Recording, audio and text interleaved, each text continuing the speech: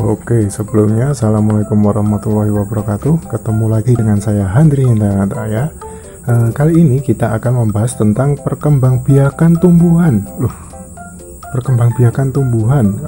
Apa saja ya? Tumbuhan itu kan juga berkembang biak ya.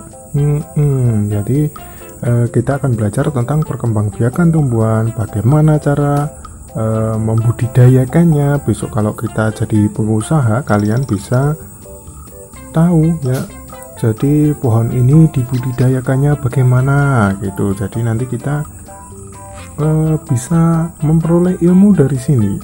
Yuk kita mulai saja.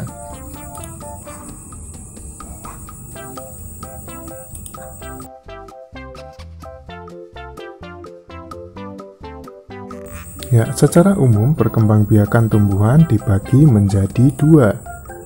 Yang pertama, perkembangbiakan tumbuhan secara generatif, dan yang kedua, perkembangbiakan tumbuhan secara vegetatif.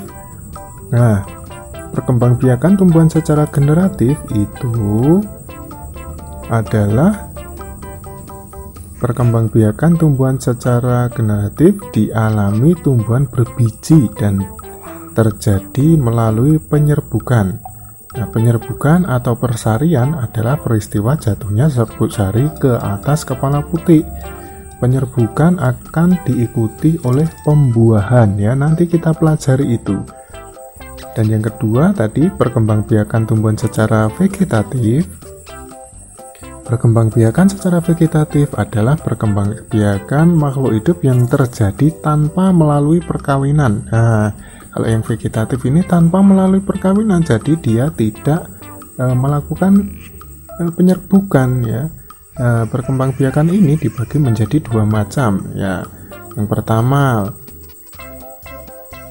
vegetatif alami dan yang kedua adalah vegetatif buatan. Oke, sekarang kita masuk ke perkembangbiakan tumbuhan secara generatif. Di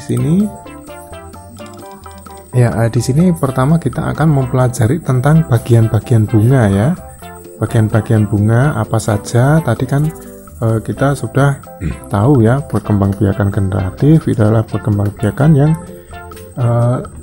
melalui penyerbukan ya, secara kawin gitu kan. Nah, ini bagian-bagian bunga ya. Dari bawah sampai ke atas ini kan kita pelajari. Nih, yang paling bawah, yang paling dekat dengan batang yaitu tangkai bunga ya, tangkai bunga. Lalu di sini di atas tangkai bunga itu ada dasar bunga. Lalu di sini ada kelopak ya, yang warnanya hijau ini. Kemudian yang warnanya pink ini, indah sekali. Ini namanya mahkota. Lalu kita menuju ke selanjutnya, yaitu di sini kepala sari atau di sini adalah sebagai alat kelamin jantannya pada bunga itu. Nah, ini benang sari ya, ada benang sarinya, ada kepala sarinya. Lalu di sini adalah kepala putik. Ini adalah alat kelamin betina ya, alat kelamin perempuan pada tumbuhan, pada bunga. Lalu di sini adalah tangkai putik. Nah, di sini yang ada bulatan kecil di gambar ini itu adalah bakal biji.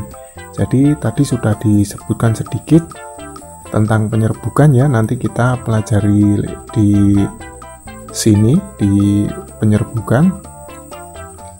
Nah, kita lanjutkan dulu. Tangkai bunga ya, paling bawah ini tadi tangkai bunga. Tangkai bunga adalah bagian bunga yang menghubungkan bunga dengan batangnya. Jadi di sini bunga dia akan dihubungkan dengan batang melalui tangkai bunga ini. Lalu dasar bunga itu adalah bagian ujung tangkai bunga yang agak membesar. Jadi sini jadi agak membesar begitu ya.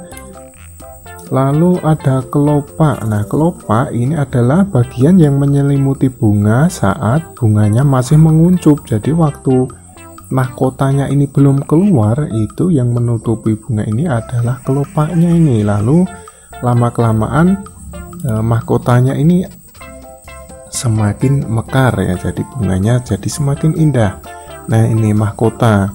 Mahkota adalah bagian paling indah pada bunga atau hiasan. Lalu ini tadi ada benang sari ya, alat kelamin jantan.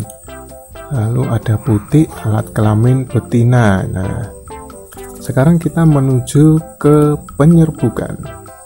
Ya, penyerbukan dan pembuahan. Penyerbukan atau persarian, jadi penyerbukan itu disebut juga persarian ya, adalah peristiwa jatuhnya serbuk sari ke atas kepala putik. Sedangkan pembuahan adalah peristiwa bertemunya sel jantan dengan sel betina. Nah, berdasarkan alat asal serbuk sarinya, terdapat 4 cara penyerbukan. Yang pertama yaitu penyerbukan sendiri. Nah, penyerbukan sendiri itu apabila serbuk sari dari satu bunga jatuh ke kepala putik bunga itu sendiri, jadi jatuh di bunga itu sendiri. Yang kedua yaitu penyerbukan tetangga.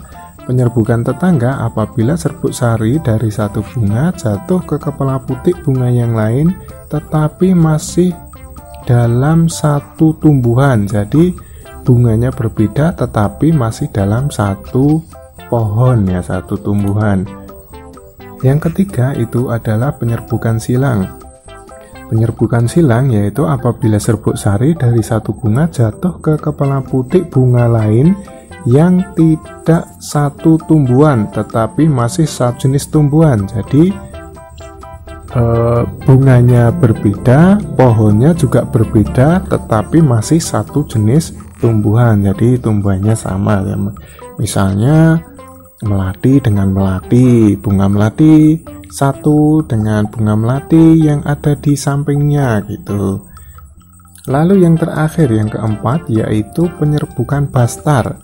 Penyerbukan bastar terjadi apabila serbuk sari dari satu bunga jatuh ke kepala putik bunga lain sejenis namun varietasnya berbeda. Jadi ini misalnya lombok merah ya, cabai merah dengan cabai hijau, itu nanti misalnya serbuk sari dari cabai hijau jatuh ke kepala putiknya cabai merah. Nah, itu nanti akan terjadi penyerbukan bastar, yaitu sudah berbeda tetapi masih satu keluarga, sama-sama cabainya gitu ya.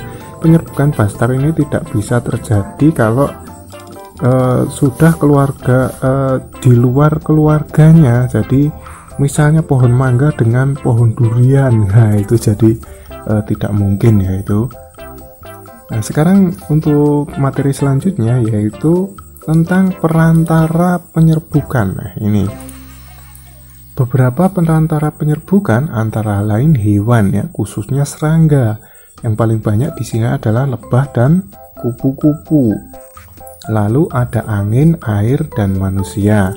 Ciri-ciri bunga yang penyerbukannya melalui perantara serangga yaitu mahkotanya besar, warnanya mencolok, mengeluarkan bau yang khas, dan menghasilkan nektar ya. Jadi kupu-kupu hinggap di bunga itu dia mengambil nektar yang ada dalam bunga tersebut. Lalu kupu-kupu mendapatkan makanan dan bunga otomatis juga terbantu karena serbuk sarinya bisa jatuh ke kepala putik, jadi dibantu penyerbukannya.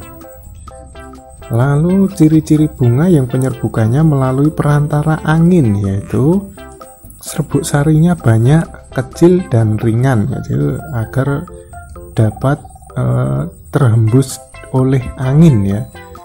Bentuk kepala sari besar, bentuk tangkai sari panjang, kepala putik berbulu dan terentang keluar dari bunga. Jadi biar kepala putiknya bisa terhembus angin dan nanti bisa terbang dan jatuh ke kepala putik bunga yang lainnya begitu. Dan yang terakhir yaitu bentuk mahkotanya kecil atau tidak mempunyai mahkota. Jadi ada bunga yang tidak memiliki mahkota gitu ya. Oke, untuk pertemuan kali ini kita cukupkan sekian dulu. Nanti jika ada yang ingin belajar tentang penyerbukan ini tadi, ada penyerbukan sendiri, penyerbukan tetangga, penyerbukan silang, penyerbukan pastar. Silahkan dibuka lagi video yang sebelumnya ini ya. Di situ dijelaskan secara detail bagaimana penyerbukan sendiri itu, bagaimana penyerbukan tetangga, penyerbukan silang, sampai penyerbukan pastar. Nah, terima kasih, semoga bermanfaat. Assalamualaikum warahmatullahi wabarakatuh.